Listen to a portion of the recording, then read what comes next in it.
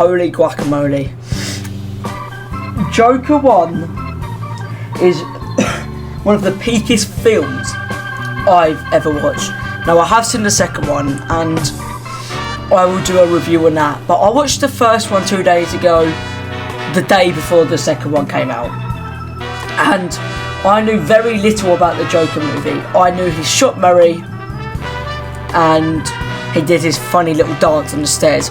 That's all I knew about the first movie going into it.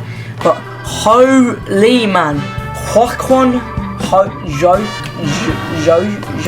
Phoenix. But yeah, Joaquin Phoenix is amazing as Joker.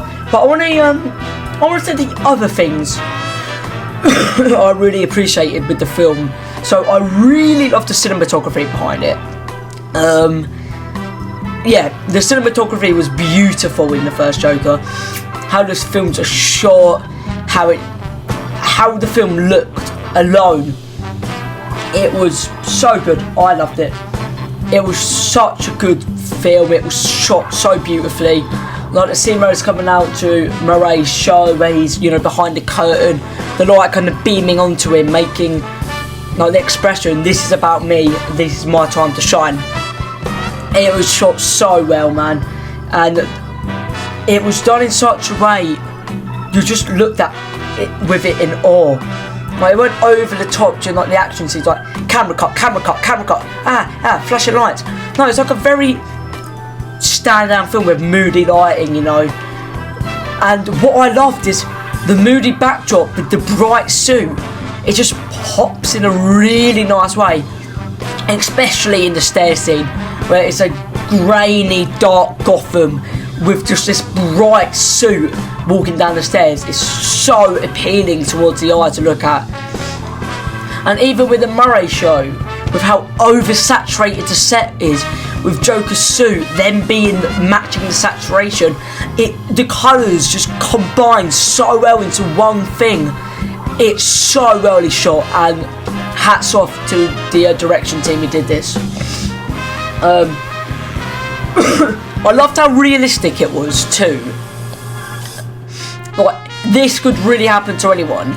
The condition is real, and some people do have the condition what Joker has in this. But it's so realistic, man. Watching someone who had nothing to figuring out his life's pretty much a lie, because his mum used to abuse him, neglect him, finding out all of that was a lie, then losing it, to his breaking point was Murray's TV show. That was his definite breaking point.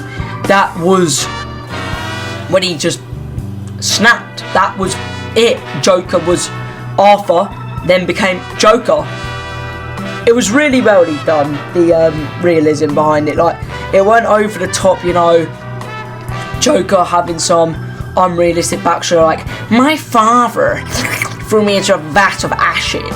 It's just a very ground, realistic story that, yes, he is a loner, he has a condition, he struggles to fit in, everyone thinks he's weird, but deep down, Arthur is a bit cuckoo in the head, alongside the sweet, caring boy. Like his mother said, he was put on earth to spread happiness and joy to the people around him, and he believed that. So that made the realism seem more real. Like, there's this boy who's clearly psychotic while trying to fight these demons because of a lie his mother told him, well, then causes him to again split even more into Joker. And oh my god, you can't talk about Joker without mentioning Joaquin Phoenix's acting. He is so good in this, man. There were definitely some Oscar-worthy scenes, that Murray show being it. But you can see his body language. Just how, like, he was sitting with his leg over his other, kind of showing he's open to Murray. He's very relaxed. So then, the moment when he realises he's going to kill Murray, because Murray, he only invited him onto the show to get a story out of him, to keep pushing. And because Joker was going to kill himself on Murray's show, but then he killed him, and you can see the moment, like, he was like, oh, everyone's civil anymore, is enough to make anyone crazy. And Murray said, that's your excuse then, you're crazy. And then Joker realises, wait, he's trying to get a story out of me. He doesn't care about people like us. He's just trying to use me for the money, for his show, for his boosts. And then you just see his eyes change, his shoulders drop, and he just says, but you're terrible, Murray. And that's when he decides to kill Murray.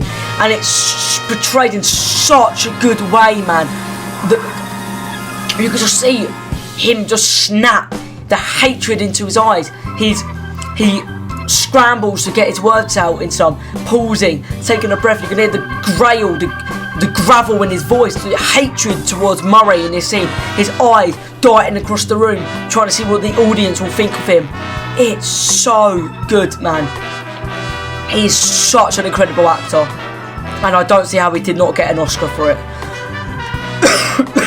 Now, what's also really cool with Joaquin Phoenix is how he got skinny.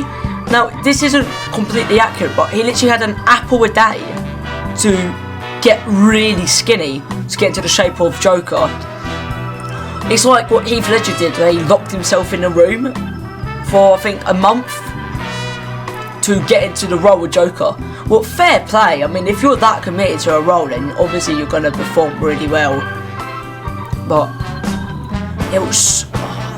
the Murray scene was so good. Like, again, the acting was incredible too. Seeing him, his laugh, how hard it was for him, you know, to try to just be himself deep down, like trying to live a normal life with a society that judges him.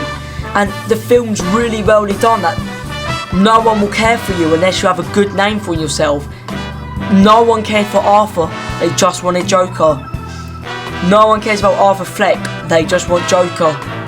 Like I said, if that was me dying on the sidewalk, you would walk right over me. And it's so incredibly well done, the film. It's just fantastic, honestly. Everything about it is good. Obviously, there are some very minute little bits what I don't like, but it's so good. And something I loved with it was the Frank Sinatra song, That's Life.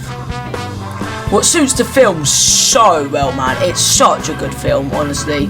Like, the song also just, like, really well describes Arthur in a way. I think the lyrics is, I've been a puppet, a pawn, and all that. Like, Arthur's been a puppet from the society, and he's just a pawn in the society.